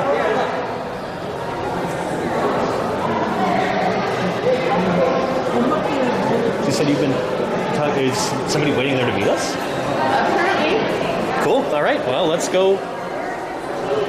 Let's go see this. Oh, and we'll walk past all of these cool things too. Got a Mesosaur and an Allosaurus. Mounted skeletons. Okay. Go down this way. Probably have to go back to the beginning of the exhibit. That's okay. No worries. Yep. Just so we don't lose signal going through here.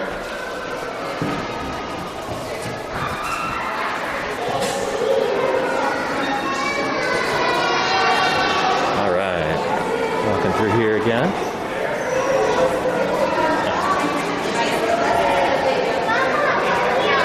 So cool.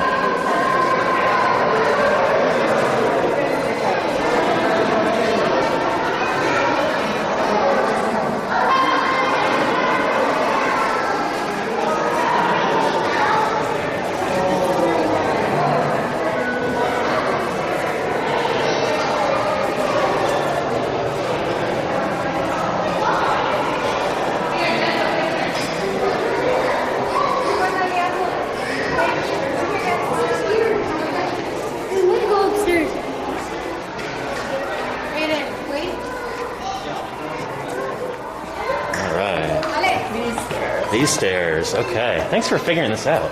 Yeah. There's a mezzanine level. Ah, okay.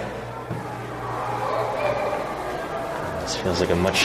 Maureen Walsh, who's collections manager at Friends of Timber. Wow, that's awesome. Collections managers are some of my very favorite people in the world. So this is going to be really cool.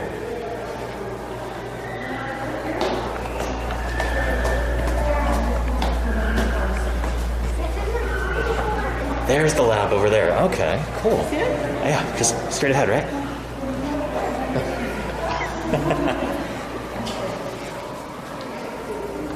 Okay. Here we go.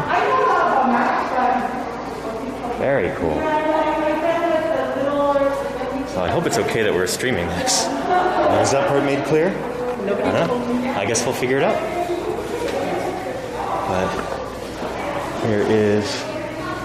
Oh, very cool. I'll go this way. Really neat.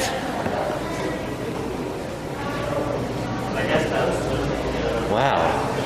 We've got some active fossil prep going on here in the lab. Very, very cool. Yeah, check that out. Got an air scribe going right here. These look like some big sauropod elements, maybe? I'm not sure what that would be, actually. And I like it. So this, what you're looking at right here is called an air scribe. This is like a tiny, it's like a pneumatic jackhammer. It's got a really, really hard tip that moves in and out really, really fast because of the air pressure. And interesting, they've like modified this one, customized it with some rubber padding around the outside, I guess to protect the preparator's hands. Because the sort of thing, it does make your fingers go numb after a while after using it for a long time. I've done some work with air scribes, and it really kind of does a number on your hands. So that's a neat little solution to kind of put insulating material around it. Very cool. We're working on 150 million year old sauropod fossils found in Utah. Yeah, so this would be Morrison Formation, most likely, if it's from Utah. 150 million years old, like probably from near the bottom of the Morrison. Just a little bit older than Dinosaur National Monument. But very cool. Primarily Diplodocus. So yeah, that's probably a Diplodocus femur right there. Really cool. Really, really cool.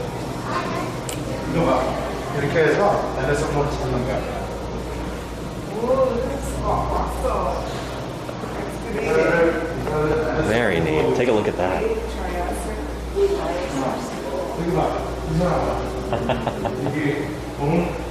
Oh, super cool. It's just called a Phytosaur, one of these really neat crocodile-like animals that kind of dominated Jurassic lakes and rivers, Triassic lakes and rivers. This is before real crocodiles evolved and became crocodile-like.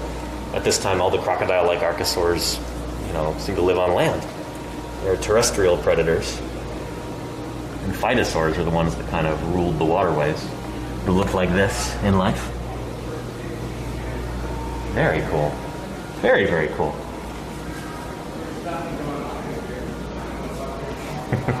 Neat stuff. Tropical says, wouldn't you like to work there? Me? I don't know. I've done a lot of work in prep labs before. It's not my favorite thing in the world. But it is cool to kind of be where the action is.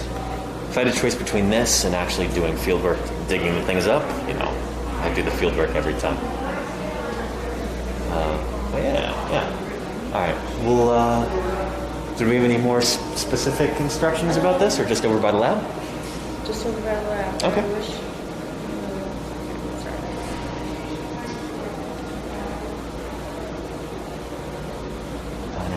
I recognize that silhouette of that Triceratops skull there in that design. That's the Smithsonian's Triceratops. I think it's nicknamed Hatcher after John Bell Hatcher. Famous field worker and fossil hunter. A remarkable paleontologist in his own right.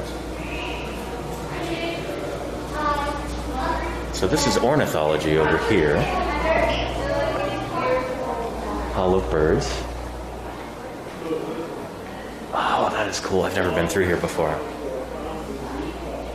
I don't know if we'll have time for that on this broadcast, but...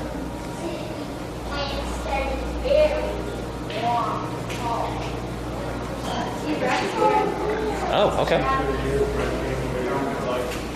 Here's a T-Rex teeth.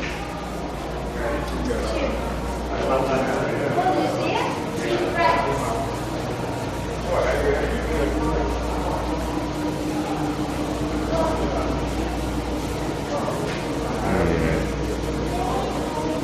Like how they've made the wall interesting to look at too by putting these dinosaur skeleton silhouettes on them. That's neat. That's very neat. Do you want to do a little introduction? Yeah, that's a great idea. Yeah. How many people do we have watching right now? 155. Not bad. Wow. Well, hello everybody. If you're new here, welcome to Paleontologizing. I wish I could take my mask off right now so you could see my face, but we're here in the Los Angeles County Museum of Natural History right now. We've got to be courteous and wear our masks and everything. My name's Danny Anduza. I'm a dinosaur paleontologist. I'm here on Twitch trying to do some good old-fashioned science outreach, like sharing my passion for paleontology and trying to answer people's questions about the history of life on Earth, about dinosaurs, and everything else. I want to teach you about science. That's why I'm here. And I'm joined by... Hi, I'm Laurdee. I'm from Cooking with Laurdee. You'll see me in chat. You'll see me around. I usually am doing cooking content out of my home, but the last couple of weeks I've been on this stream with Danny. It's been a great road trip. It's been a great time.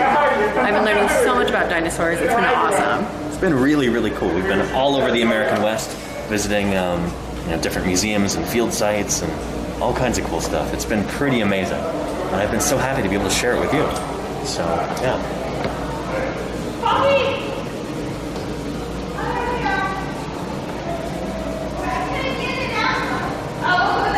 So right now we're looking at this prep lab right here, where a lot of this work on fossils takes place. This is interesting to me that it's on the second floor. All the museums that I've worked in, if there are multiple floors, the prep lab is always at the bottom. Sometimes in like the bottom floor or the basement. It's just difficult to get heavy fossils upstairs and stuff like that. They must have some pretty heavy-duty elevators here. But that must be their dust collection back there. See the big blue thing? Yeah. So you've got these tubes that run from here. One of them is hooked up to this right there. It goes up there and then up to the big dust compactor. It must generate a lot of suction. And then it's like a sauropod cervical vert right here. I wonder if this is more of that Diplodocus material from the Morrison that they're working on. But really neat. They've built a lovely cradle for it right here. And somebody drew a Diplodocus here. Or maybe an Apatosaurus. No, probably Diplodocus. It's got those spines on its neck. It's cool. I like that. So this looks like a real working lab. Some of the other labs that we were looking at in other museums are just, they're very, very clean and neat and tidy. And here, you can tell there's a lot of real work that goes on in it.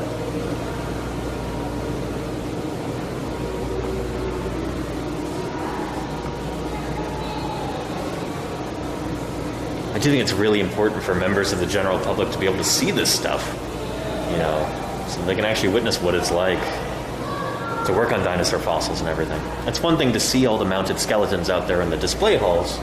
Really spectacular. To see some actual science taking place like this, to see these things being prepared is really important. Blue Gintero gifted a tier 1 sub to you kind of feel more of a sense of like ownership over the science. They have you can relate to it better subs in the when you see it taking place in front of you.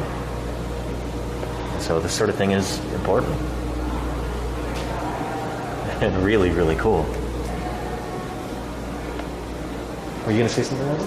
I was just going to say that I can stay here if you want to like go in the bird room or anything like that. That's really up to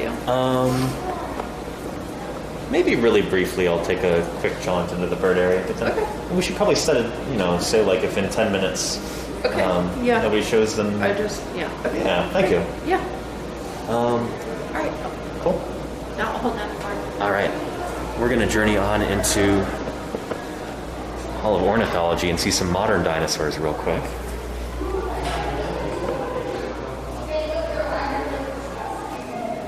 So this is going to be some slightly older displays than we've seen. I think it's been a much longer time since these halls have been renovated than the dinosaur halls. Non-Indian dinosaur halls, I should say. So we haven't really looked at too many other museum areas over the course of this trip, so it's cool to be able to see birds. An Andean condor right here, and a California condor. Amazing. Beautiful, beautiful birds. It's interesting. Condors must be a particularly difficult bird to make taxidermy mounts out of, because you have to fashion the entire head out of, you know, artificial materials. Because, you know, they don't have any feathers on them. With other, it's easier. You can just use the skins and the feathers there. But these guys, they don't have feathers on their heads. And so you gotta make all that stuff from scratch.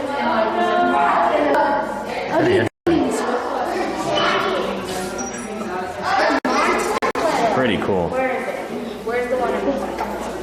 Let's see. This is a flamingo.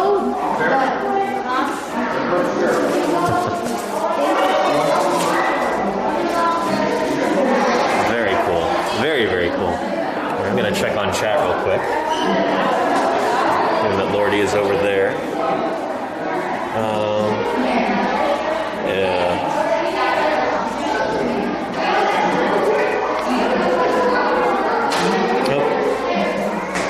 Our reception's gotten a lot worse in here, so we're gonna go around the corner.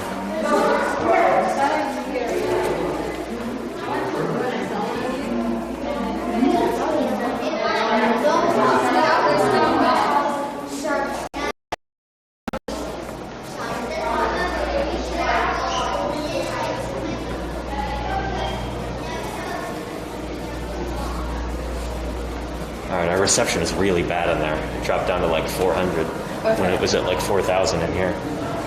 So I don't think we'll be able to stream from in there. Okay. But yeah.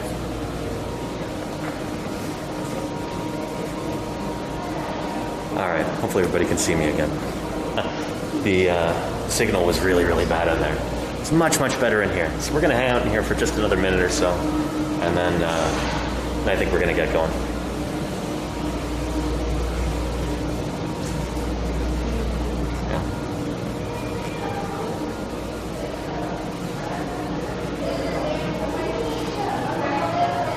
What is this model right here?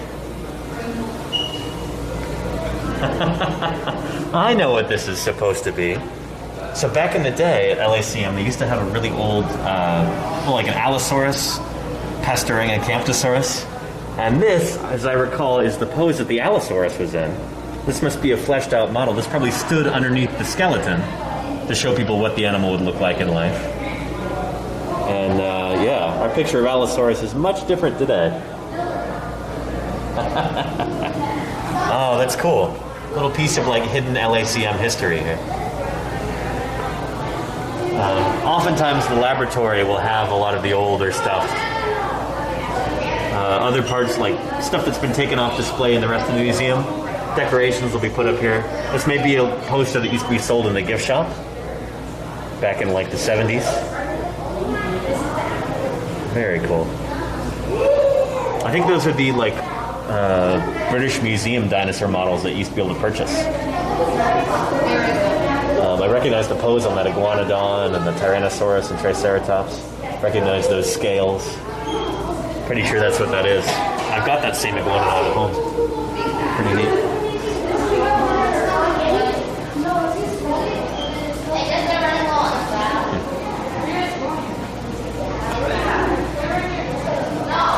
Say we'll give it another minute and then we'll go. We really can't stay here all day. Yeah, I 100% agree with that. Yeah. Okay, cool. I feel a little bad about making this when we go on a wild goose chase, but well, shoot. I mean, yeah, we can maybe send her an email afterwards. We'll send her an email. Yeah. But yeah, I mean, I don't know. I didn't have anything to do with that. Yeah.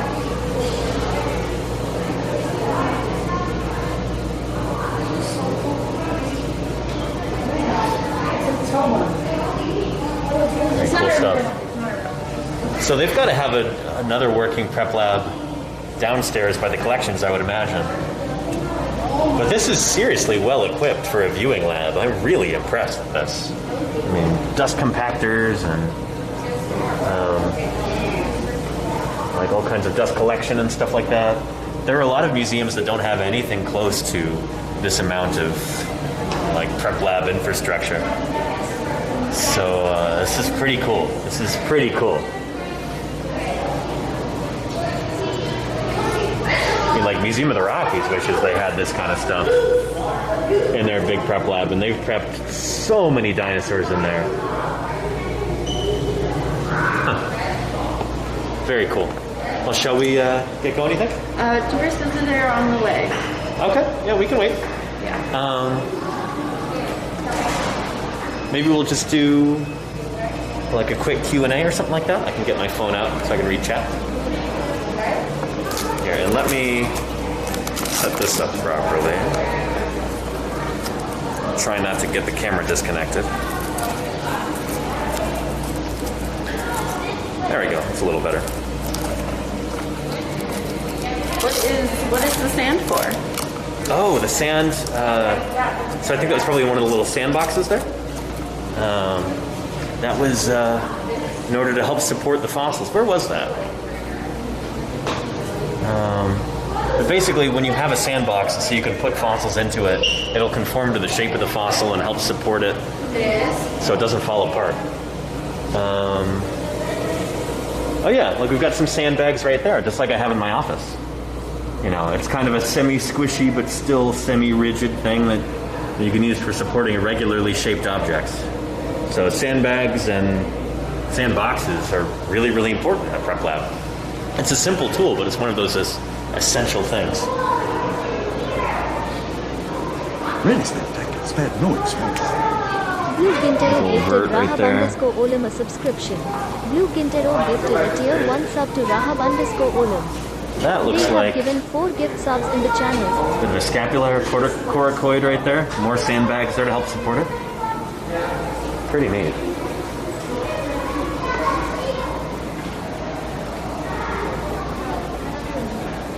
I like how there's a Carnegie collection. Is that Diplodocus? I think it is. Either Diplodocus or Barosaurus. Knocked over like that. His tail is wrapped around the cord there. I never had one of these as a kid. Is the tail like flexible? Is there like a metal wire in it or something? When do we think feathers first started to appear? Like what time period? Oh, that's a great question. We know that there were the first earliest birds that we have show up in the late Jurassic. That'd be like Archaeopteryx, about 150 million years ago. And that's a bird that actually had the full flight feathers and everything. So we know feathers have to be older than that by a significant margin. It's a good question. Like, we don't actually have fossil feathers from any older than the late Jurassic, as far as I know. I would be willing to wager that, if you made me guess, I think primitive feathers probably showed up in, like, the Triassic.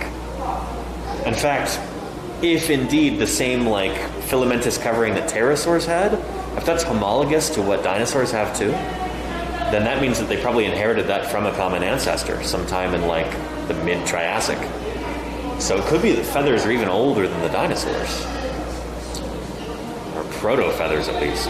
Whatever you want to call them. I don't know, we have such little information about this sort of thing right now that a lot of it's guesswork. The origin of feathers is, we don't know exactly when it happened or how. It's kind of exciting. It's one thing left to be discovered. Oh. Alright, let me check on chat. Let's see. And Conundrum Effect, it says it's flexible. Yeah, interesting. Tail on that sauropod. Again, I never had that as a kid, but it must be. It's wrapping around that cord right there. Subscription. Pontius That Pirate would've been really gifted neat a to play tier with. 1 sub to Conundrum Effect. They cool have stuff. given Very 36 cool gift stuff. subs in the channel.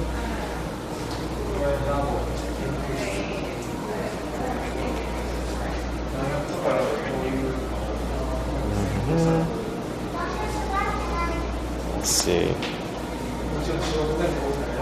And, hey, Pontius Pirate, thank you for that gift sub. Really appreciate it. To Conundrum Effect. Conundrum Effect, enjoy. I think you'll like those emotes a lot. But yeah. And I have no guarantee of when they're going to show up. So yeah. it's up to you. Yeah, how about let's give it another 2 minutes, and then we'll take off. Yeah. I don't want to inconvenience. Just to share with you, heard rumor that we might have like collections manager showing up to talk to us. Yeah, I don't know. No sign of her yet. So we're going to hang out for another 2 minutes, and hopefully she's not running all over hither and yon trying to find us. Yeah, we really can't stay here all day. We're on a schedule. So we got to get going. And, if we don't end up seeing her, maybe I'll send her an email later. I'll look up her contact and apologize for not being as findable as we'd like to be. But yeah, thank her for her time. After this, are we going back to the dinosaur hall? I think we'll walk down. Well, actually, we don't walk down through there to get out, do we? Yeah. I think we'll probably wrap up the stream shortly after that. Yeah. What do you think? Yeah, you want to go outside to wrap it up? Yeah, we'll go outside and wrap it up, I think. Yeah.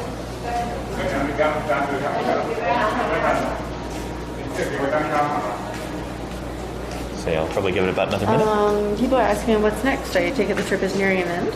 Yeah, we're actually driving back up to Oakland tomorrow. And then after that, I still have mobile data for a while. It goes like month by month. So I think I have it through about August 25th. So I might be doing some other IRL mobile live streams from maybe the Botanical Gardens in San Francisco. Maybe if the signal is good enough, I could do it from UCMP in Berkeley. Show you some of their public displays. We'll have to see. I'd like to do as many of these IRL live streams as I can before the data runs out. And then it'll be office streams from then on. At least until I decide to pay an arm and a leg to have mobile data again. Yeah. But yeah.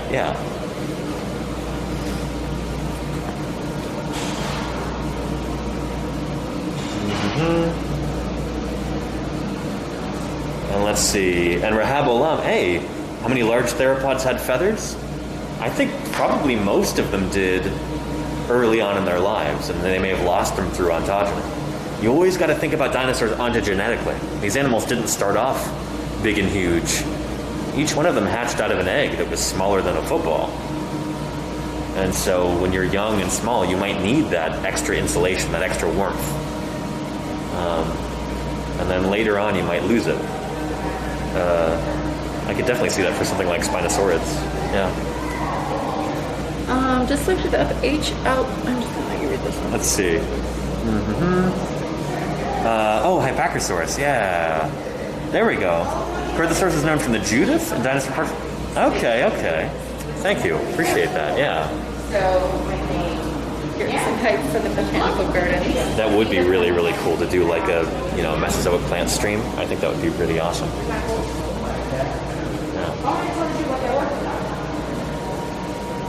All right. I think we've waited a sufficient amount of time? Yeah. Okay. I'm sorry, everybody, we didn't get to meet the collections manager. I'm hearing this like third hand right now, all this stuff. So, yeah, I know. You did great, laurdee.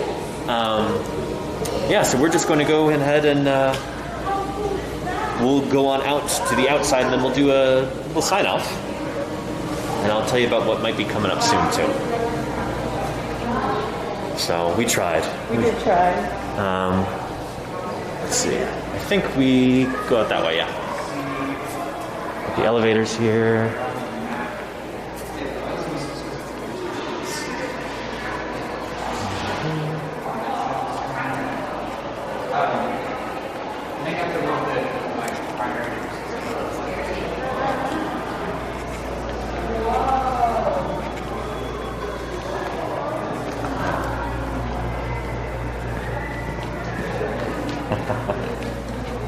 Different saddles, Western wear.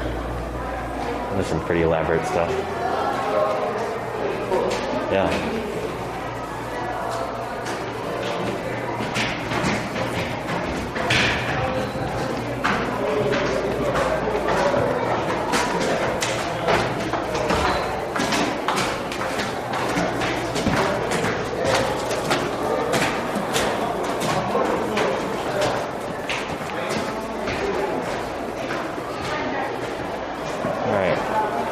There we go. go walk out through this area again.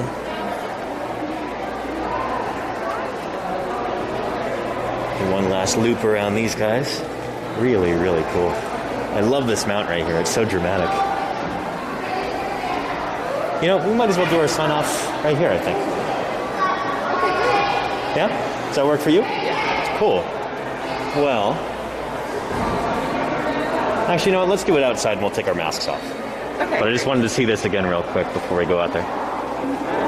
Really, really cool skeletal mounts. And Triceratops with the squashed face. It's all diagenetically altered. All right. Well, let's go out to the exit. Right next door to walk out here, and midway to the left, keep walking down, you can see the bridge. Okay. It's very nice. All right. Okay. There we go. And here we are outside on a rare cloudy day in Los Angeles.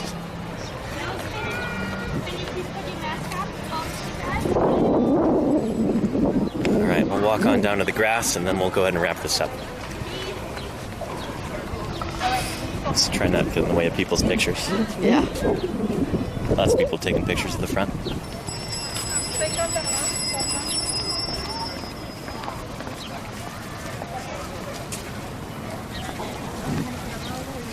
Alright, we'll go right over here. So that was the Los Angeles Museum of Natural History. We didn't see the whole thing, but we saw pretty much all of the dinosaurs. And that was a lot of fun. I hope you had as much fun as I did. Sorry if it was a little bit disjointed at times. This has been a long trip, and it's been really great. I'm about ready to get back to the Bay Area, though. What do you think, Laurdee? I'm definitely ready to get home. I miss my cats. I miss my Ios. Yeah. And I will definitely be making some appearances on Laurdee's channel and Ios's channel, too. We have some collabs planned out. We've got some good stuff coming up in the next few months on all three of our channels. Exactly. It's going to be really cool. So make sure that you follow Laurdee and Ios, too, if you have not done so, because I'll be popping up on their channels. And, yeah, it's going to be pretty neat. We're going to be doing some dinosaur stuff on their channels, too. So let's see. Who you want to raid? What was this about ice cream? Claire says, cheer to buy Danny and Laurdee ice cream. Thank you, Claire. I would definitely take some ice cream. Yeah. Laurdee, will you have closed captions? You know what, Izzy? I should get closed captions. Yeah, I don't have we could them do that. set up yet, but I know Danny can help me get those set up. So, Certainly, yeah. If you want to stop by my chat, Izzy, I will get closed captions set up for you. Great. Cool. We'll make that happen. All right, let's see who else is on Twitch right now. And see whom we shall pay raid to.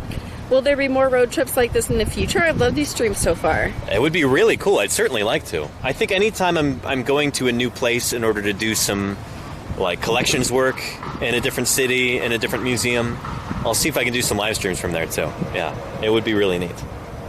And let's see. You know what? We've got Hitch is streaming right now. I think we might say hello to Hitch. I know they've rated us before. So Hitch. I think that's a great idea. So I think I remember this correctly. Hitch does hitchhiking streams. Right now it looks like they are outside under a tree. Hello, I'm looks like a pretty chill time. So yeah, if you wouldn't mind holding that for just a second. If they're removed, go here and forever. Let's see. Raid Hitch. This channel is intended for mature audiences, it says, so hope everybody's okay with that. There might be some cusses or something. So feel free to not join the raid if you don't want that. But they've got 2,000 people watching right now, so must be doing something right. Anyway, everybody, thank you so much for joining us for this live stream. This has been awesome. It's been a wonderful trip. We're looking forward to... It's been really awesome. Taking you guys along with us. It's really been like having a whole group of our friends on this road trip with us. It's been pretty awesome. It's been so much fun. Yeah. I look forward every day to like getting on chat and doing our museum stream and stuff. It's been a great experience being able to do this with you guys. Yeah. And I look forward to seeing you when we're home in Real Oakland, dinosaur? be doing some office streams, fossil news, dinosaur deep dives. I've got big plans. Big plans. So I hope you'll join me for that. Anyway, without further ado, everybody, I'll see you over in Hitch's chat. All right, take care of yourselves. Okay, cool. You're off stream to talk about that. All right.